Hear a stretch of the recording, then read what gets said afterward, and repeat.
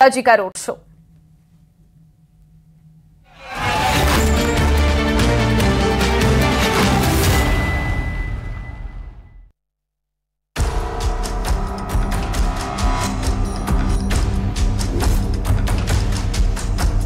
नमस्कार, road show में नेताजी में आप सभी का स्वागत है। मैं हूं आपके साथ हेमंत कुमार। राजस्थान में भी महासंग्राम चरम पर है, चुनाव प्रचार। और आज रोड शो में हमारे साथ जो शख्सियत हैं उन्हें राजनीति के धुरंधर हनुमान बेनीवाल के नाम से जानते हैं, तो आप लोग उन्हें आरएलपी के संयोजक और नेताजी के नाम से भी जानते हैं। तो वहीं मारवाड़ के खांटी अंचल में बड़े बुजुर्ग, नौजवान और तमाम जो देसी अंदाज के लोग हैं वे उन्हें आज भी हनुमान के तौर पर जानते हैं। तो चलिए आज रोड शो की शुरुआत करते हैं हनुमान बेनीवाल के साथ में। हनुमान जी, बहुत स्वागत है आपका। धन्यवाद। आइए।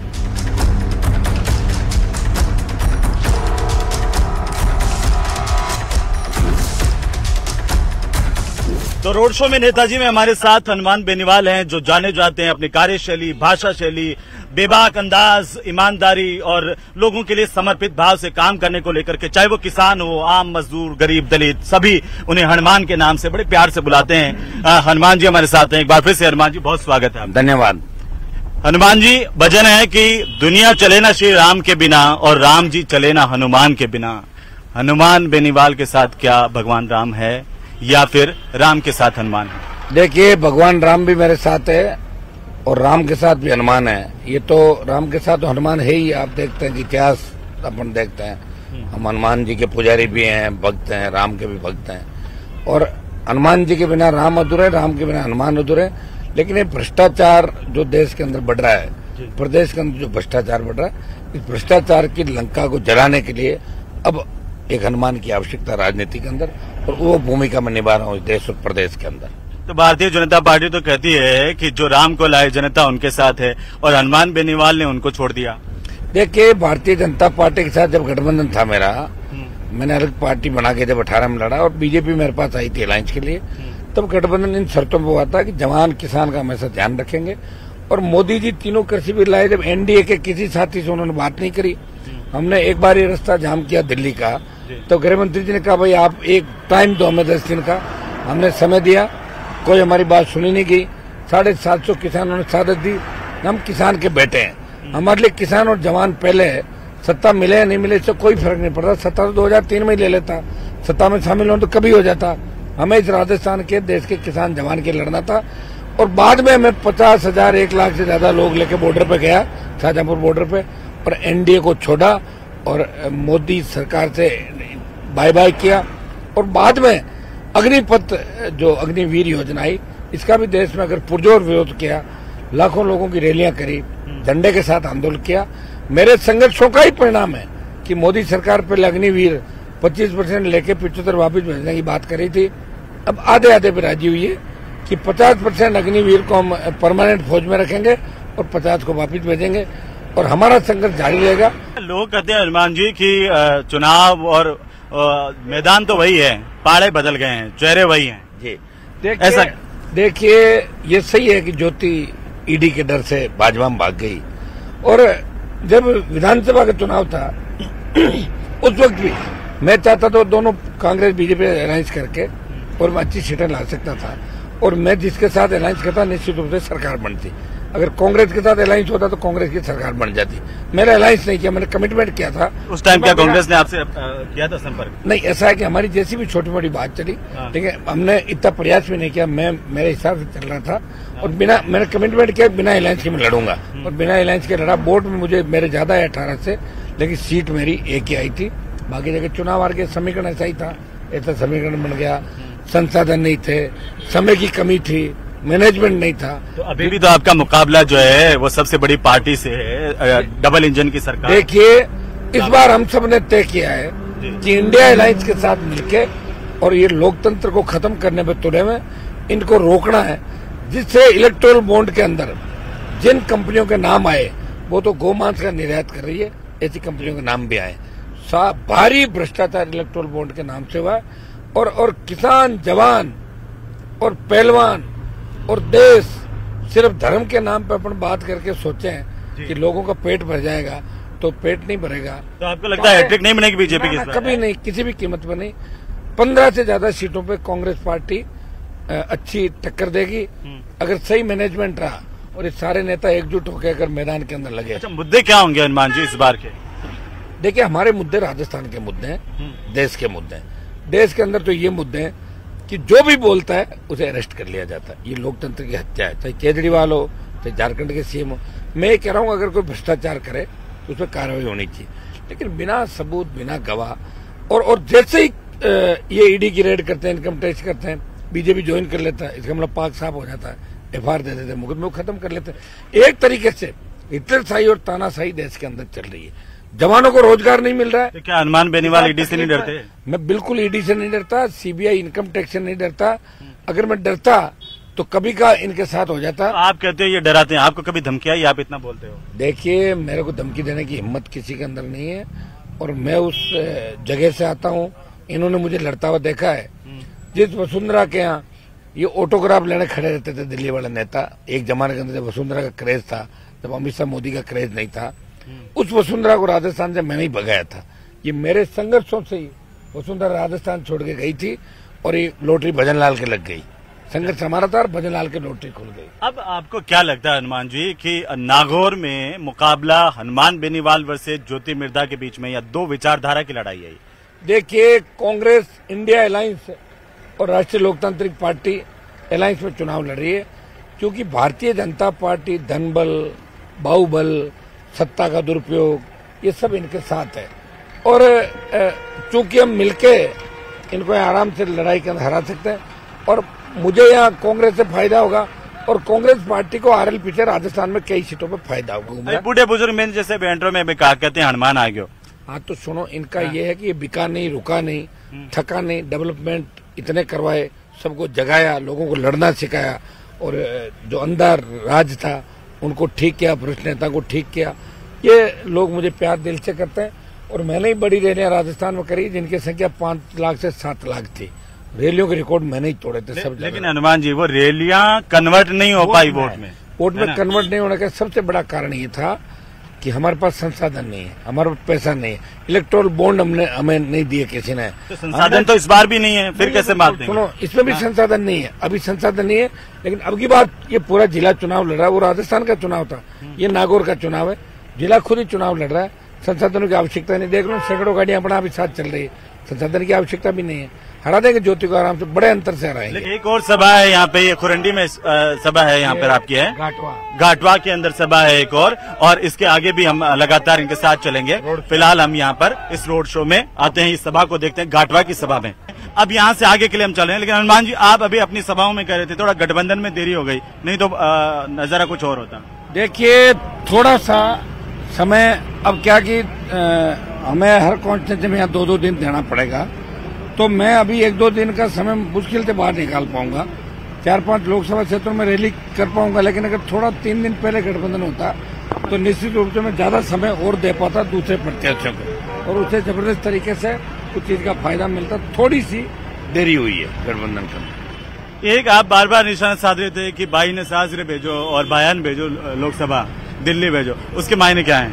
उसका मायने ये कि हमारे यहाँ संस्कृति मारवाड़ी के अंदर अपने यही कहावत है कि बाई ससुराल के अंदर ही अच्छी लगती है, पीर के अंदर बाई ज्यादा दिन पीर के अंदर नहीं रहती, शादी के बाद वो ससुराल रहती है। और ज्योति मिर्धा बार बार पीर के अंदर आके उसको चुनाव लड़ना चाहिए हरियाणा से। जब वो उनकी जो सास है वो पहले बीजेपी की नेता थी, पहले कांग्रेस पार्टी बंसीलाल जी के खास हुआ करते थे लोग, फिर बीजेपी की नेता थी, फिर कांग्रेस, फिर ईडी के डर से बीजेपी में आ गए।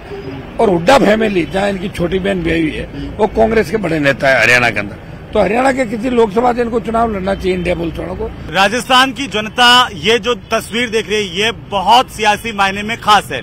एक तरफ नावा के पूर्व विधायक हैं महेंद्र चौधरी, दूसरी तरफ हनुमान बेनीवाल हैं। हमारे दर्शक जानते हैं कि राजस्थान विश्वविद्यालय से ही छात्र राजनीति की शुरुआत से ही ये दो चेहरे अदावत के लिए जाने जाते थे, एक दूसरे पर निशाना साधने के लिए जाने जाते थे, लेकिन अब दोस्ती है। हनुमान जी कैसा लग रहा है? देखिए, हमारी पहले भी दोस्ती थी और जब महेंद्र जी यूनिवर्सिटी का चुनाव लड़ते थे मैं इनसे पीछे था, तो हमने इनका प्रचार किया था और इनका और हमारे किसी तरह की अदावत रही भी नहीं। छोटे मोटे कई बार पॉलिटिकली कुछ समय ऐसा आ जाता है कि कुछ पॉलिटिकल बयानबाजियां हो जाती, बाकी दिल से हम कभी खिलाफ नहीं रहे एक दूसरे कि कांग्रेस में हनुमान बेनीवाल के गठबंधन को लेकर के बड़ी अड़चने थी। हनुमान जी, आपको भी पता है, कई नेता इस बात का विरोध कर रहे थे। अब सब कुछ ठीक है, गुटबाजी नहीं है, साथ मिलकर के चुनाव लड़ रहे हैं। देखिए, गठबंधन जो हुआ है, ये जो पूरा इनके आरएलपी को 1.5 लाख से ज्यादा वोट यहाँ मिले। हमने पहले दिन ये कह दिया था कि नागौर में गठबंधन की आवश्यकता है, हनुमान बेनीवाल जी को साथ लेना आवश्यक है, और इसीलिए ये गठबंधन हुआ। और हम सबकी एक राय है, 8 विधानसभा क्षेत्र के जीते हुए हारे हुए जो भी एमएलए हैं, सबने ये फैसला किया, आलाकमान को अवगत कराया कि हनुमान बेनीवाल जी को उम्मीदवार बनाया जाए, और उसी तहत ये हनुमान बेनीवाल जी को उम्मीदवार बने। लेट जरूर हुए, अगर थोड़ा और पहले होते तो ये चुनाव और आगे जा सकता था, लेकिन फिर भी हम कवर कर लेंगे और भारी बहुमत के साथ में जीत के जाएंगे। हनुमान जी, लोग कहते हैं कि हनुमान बेनीवाल को कोई भरोसा करने कद दिमाग फिर जाए। ना ये गठबंधन कितना लंबा चलेगा? देखिए, अलायंस खूब लंबा चलेगा। पहले जो अलायंस हुआ था उसमें किसानों का जब मामला आया तब मैंने मोदी का साथ छोड़ा था, और मतलब मैंने मेरी खुद की पार्टी बनाई, बड़ा संघर्ष करके। प्रदेश में पहली पार्टी राष्ट्रीय लोकतांत्रिक पार्टी, जो 70 साल के अंदर संघर्षों के इतिहास से बड़ी और लंबी चल रही पार्टी, मान्यता प्राप्त पहला दल है राजस्थान का। और ऐसा कुछ भी नहीं, हनुमान जी का भरोसा राजस्थान का किसान जवान करता है। आखिरी उम्मीद के रूप में लोग हनुमान बेनीवाल को देखते हैं। जब लगता है लोगों को कि अब कहीं न्याय नहीं मिलेगा तो हनुमान जी के यहाँ चलो। कई लोगों का ये सवाल है, इसलिए सवाल मैं कर रहा हूँ आपसे, कई लोगों का सवाल है हनुमान जी कि हनुमान बेनीवाल ने कांग्रेस से गठबंधन क्यों किया? अपने अस्तित्व बचाने के लिए किया या फिर कोई और रीजन था? और उस स्थिति में आपने गठबंधन किया जब आपके ऑफिशियल कैंडिडेट को कांग्रेस ले गई पश्चिमी राजस्थान से। कौन से कैंडिडेट को? बेनीवाल, उम्मीदवार बेनीवाल आते रहते हैं, जाते रहते हैं। वो कोई, उसको तो नेता मेरे उससे तो बना था। उससे पहले तो पंचायत समिति का टिकट भी नहीं मिला था उसको तो नेता मैंने ही बनाया ना भाई। मैंने तो 18 में दिया था। गुस्सा नहीं है? एक मिनट, भाई को छोड़ के चले जाता है, 7 फेरे लेती है पत्नियां, वो पति को छोड़ के चले जाती है, माँ बच्चों को छोड़ के। ये तो कलयुग है, कलयुग में आते रहते जाते रहे। मुझे किस बात का दुख है? अब वो चुनाव लड़ रहा कांग्रेस पार्टी से। आप सांसद रहे, आप सांसद रहे, कोई ऐसा मलाल है कि आप नागौर की जनता के लिए कोई काम नहीं करवा पाए, अब की बार आप बन करके वो करवाना चाहते हैं? देखिए, नागौर में और बड़े विकास की आवश्यकता है। वैसे मैंने नागौर का सम्मान देश के अंदर बढ़ाया, और हर मामले को इतने पुरजोर तरीके से जब सत्ता ही छोड़ दी मैंने, तो इससे बड़ा कोई त्याग नहीं होता कि कुर्सी छोड़ दे कोई आदमी। आपको पता है कि एक जमाने में मोदी और अमित शाह के बहुत क्लोज था जब राजस्थान की सरकार गिर रही थी, लेकिन फिर भी मैंने किसानों के लिए सत्ता को त्याग किया। नागौर के लिए बहुत कुछ करने का है, और कुछ हमारे जो मुद्दे हैं इस बार पहुंचने के बाद, नई रेलें चले नागौर के अंदर, हमारे नए उद्योग लगे, ताकि हमारे बच्चों को रोजगार के लिए बाहर नहीं जाना पड़े, और स्थानीय इकाइयों में 80% रोजगार का। लेकिन जो लाडनू और उधर का इलाका है, बेल्ट है, मीठा पानी आ तो गया, कई बार वादा था लंबे समय से मीठा पानी आएगा, लेकिन लोगों की शिकायत है कि 6 दिन में से एक ही बार पानी आता है, एक ही दिन आता है। पानी की बहुत बड़ी समस्या, कई बार बड़ी लोगों को दिक्कत होती है। पानी की बहुत बड़ी समस्या जिले के अंदर। हम सब ने प्रयास किया 2008 से लेकर लगातार, और हम सबके प्रयास का नतीजा है कि अब गांव-गांव, ढाणी-ढाणी इंदिरा गांधी नहर का मीठा पीने का पानी आया है। बाकी तो 60 साल जनता ने अंधेरा ढोया था नागौर के अंदर। ये सारी आपने गठबंधन कांग्रेस के साथ किया, तो कांग्रेस का घोषणा पत्र इंडिया का घोषणा पत्र ही है नागौर के लिए, या फिर हनुमान बेनीवाल का अपना कोई घोषणा पत्र, अपना चुनावी कोई? देखिए, इंडिया अलायंस में मैं सिर्फ राजस्थान से एक सीट पे लड़ रहा हूँ, नागौर की सीट पे। जो इंडिया अलायंस का घोषणा पत्र है वो तो इंडिया अलायंस का मैं हिस्सा हूँ, तो अपना भी हो गया वो तो। लेकिन मेरा इसके अंदर नागौर के लिए अलग से कुछ इश्यूज है, वो मैं करूंगा। नागौर को कैसे हम आगे बढ़ा सकते हैं, डेवलपमेंट कैसे हो, कैसे पुल बने, कैसे और नई सड़कें बने, आरयूबी, फ्लाईओवर जो बाकी रह गए, इन सब के साथ साथ। अच्छा, आप अपनी सभाओं में बार बार जिक्र करते हैं, एक तो लगातार अग्निवीर योजना का जिक्र करते हैं, बेरोजगारी का, महंगाई का। उसका मैं करूंगा पूरा विरोध, और उसके लिए वापस दिल्ली को घेरने की आवश्यकता, दिल्ली को घेरेंगे। रक्षा मंत्री राजनाथ सिंह वो आए जयपुर में आज, उन्होंने कहा कि किसी भी युवा के साथ भारतीय जनता पार्टी जो है वो बुरा नहीं होने देगी, उसके सपनों को कुचला नहीं जाएगा। हाँ, तो ठीक है, डर गए वो लोग, और क्या, तभी तो कह रहा हूँ अग्निवीर वापिस ले लेंगे। सब मतलब तो यही हुआ। आप कह रहे हैं वापिस लेंगे? लेना ही पड़ेगा, नहीं ले तो युवा खड़ा होगा देश के अंदर वापस, हम लड़ेंगे उसके लिए। अभी नागौर पे आते हैं, आपकी प्रतिद्वंदी आपको खुली चुनौती दे रही है। आज उन्होंने कहा, ज्योति मिर्धा ने, कि हनुमान बेनीवाल आ जाए, मेरे से बहस कर ले, देख ले, और इसका फैसला जनता कर ले। देखिए, उसकी कोई हैसियत नहीं है खुद की, उसकी हैसियत सिर्फ सिंबल है। पहले कांग्रेस का सिंबल उसकी हैसियत थी, अब बीजेपी का सिंबल हैसियत है। उसमें अगर दम है तो इस चुनाव के नतीजे आने के बाद वो भी अपने दम पे चुनाव लड़ ले और मैं भी लड़ लूं, वो जीत जाए मैं राजनीति छोड़ दूंगा और मैं जीत जाऊं तो वो छोड़ दे। वो तो पार्टियां बदल रही है। केजरीवाल किसी और के साथ मतलब पार्टी में मैं क्या कह रहा हूँ, पार्टी का विलय करता तो कैबिनेट मंत्री बन जाता 2019 के अंदर ही। मेरी खुद की पार्टी है और बीजेपी की भी 80 में 2002 ही सीट थी। उसके बाद धीरे धीरे आगे बढ़े। आने वाले समय में आरएलपी का भविष्य उज्जवल है।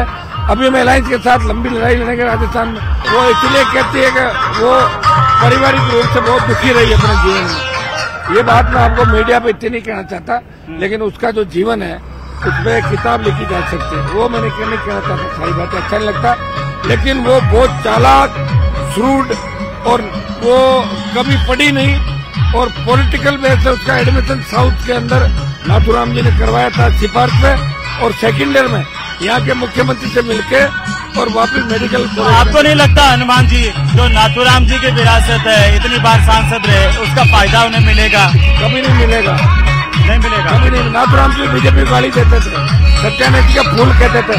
नाथुराम जी का जो आत्मा है वो भारतीय जनता पार्टी के खिलाफ थी और नाथुराम जी की आत्मा दुख पा रही है कि उनकी पोती बीजेपी के अंदर चली गई और सिर्फ जेल जाने से बचने के लिए। उन्होंने देखिए, उन्होंने अटेंडेंस को लेकर के आपने बात की, वो कह रही है कि झूठी है, और उन्होंने कहा कि अगर उनकी अटेंडेंस आपसे कम मिल जाए तो वो अपना सिर के बाल मुंडवा लें, नहीं तो आप अपनी दाढ़ी मुंह कटवा लें। वो तो एक बार जो एमपी बनी है, मैं तो 5 बार बन गया ना, 4 बार एमएलए एमपी। वो तो झूठी है, झूठ बोलती है, उसकी हर बात का जवाब थोड़ी दूंगा मैं। उसकी तो अटेंडेंस भी नहीं है और वो जिले के अंदर 5 रुपए विकास के नहीं ला पाई। हमने हजारों करोड़ रुपए 5 साल के अंदर दिल्ली से लेकर। तो ये नागौर का जो चुनाव है वो क्या मुद्दों के आधार पर है इस बार? मुद्दा ही है भाई, ज्योति जैसे लोगों को, इन ठगों को, ये ठग है, ये पर्यटक हैं, ये घूमने के लिए आते हैं। अब नागौर की जनता को मैंने जागरूक कर दिया, इसकी ठगी नहीं चलेगी यहाँ पे। आप बताएं, नावा के विधायक पे भरोसा नहीं, मंत्री पे भरोसा नहीं, और खुद की सासू को यहाँ प्रभारी बना दिया। उसकी सास का नाम क्या लेना, बताओ मुझे भाई। एमएलए मंत्री है ना पार्टी का। अब मेरे जैसे इंडिया अलायंस में महेंद्र चौधरी यहाँ प्रभारी है नावा के, मैं कोई मेरे थोड़े यही होंगे। जो विधायक है, जो वरिष्ठ नेता, वही रहेंगे सारे। इसने अपनी सासू को विजय सिंह के ऊपर प्रभारी बना दिया, मतलब विजय सिंह का भरोसा नहीं है। तो आप क्यों कहते हो कि भाई को ससुराल भेज दो? वो तो भेज रहे हैं भाई, क्या नागौर से उनको अपनी? अरे ऐसे तो पीर में किसी की बहन बेटे नहीं रहती भाई, ससुराल में रहती सारी संस्कृति है अपनी। वो कहते हैं कि आपकी जो डिग्री है ना फर्जी है एलएलबी की, वो जांच करा रहे ना। मोदी और बैठी है ना, भोजनलाल बैठा है, मोदी बैठा है, वसुंधरा थी, जांच करा, कौन मना कर रहा है? लेकिन उसका एडमिशन मेडिकल कॉलेज में नहीं हुआ था, साउथ के किसी कॉलेज में नाथुराम जी सिफारिश कर कराया और सेकेंड ईयर में ट्रांसफर हुआ था। आज उन्होंने कहा कि मेरी एसएमएस की डिग्री में दिखा दूं। अरे डिग्री अलग होती है, मैं कह रहा हूँ सेकेंड ईयर में एसएमएस के अंदर आई है। जो एमबीबीएस में पहले नेताओं का कोटा होता था, साउथ का एक कॉलेज है जहाँ नाथुराम जी ने मैनेजमेंट कोटे में एडमिशन कराया।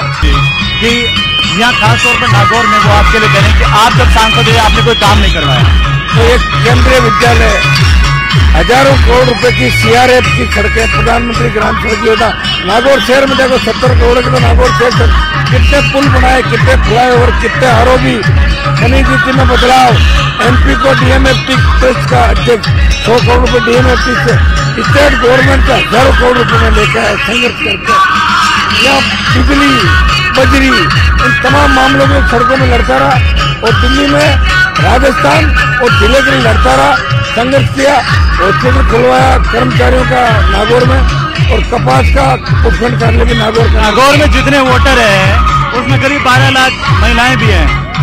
महिलाएं और युवा आपको वोट देंगे हनुमान परिवार के? महिलाएं एक भाई के रूप में, रखवाले के रूप में मुझे देखती है कि रखवाली करेगा, हमारे बच्चों का भविष्य छुट जाएगा। युवा एक तरफा मतदान करेगा और बुजुर्गों का आशीर्वाद मिलेगा, सर्व समाज वोट डालेगा। ज्योति मिर्जा 4 लाख से ज्यादा वोट नहीं ले पाएगी। अब पोलिंग कितनी होती है उतना ही वोटर हारेगी, 4 लाख लास्ट। तो किसानों का रुख क्या लग रहा है आपको? अभी तो आप पूरा क्षेत्र में घूम रहे हैं, किसान, मजदूर और आम आदमी 90-92% हमारी तरफ, आपकी तरफ है। वो कह रहे हैं कि हमारे पास डबल इंजन की सरकार, हम लगातार किसानों के लिए एमएसपी बढ़ा दी 7%। किसान तो देखना ही चाहते हैं, उनको पूरी तरह हराएंगे। किसानों का प्रभाव है, पूरी तरह हराएंगे किसान भारतीय जनता पार्टी से। वो जब रिजल्ट आए जब देखना ज्योति मिर्जा मुड़ के नागौर की सड़क पे और नागौर का नाम भी नहीं सुने कभी आएगी। राजस्थान में आपको क्या लगता है, कांग्रेस पार्टी और आपका जो अलायंस है कितनी सीटें जीतेगा? 15 के लगभग सीटों में कड़ा मुकाबला है जी। और अगर ढंग से चुनाव लड़े, सारा ठीक हुआ तो अच्छी सीटें जीतेगी।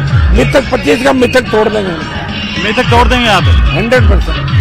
एक बात और की ज्योति मिर्जा जो चुनौती दे रही है कि बहस कर लो एक मंच पर, आप बहस करने के लिए तैयार है?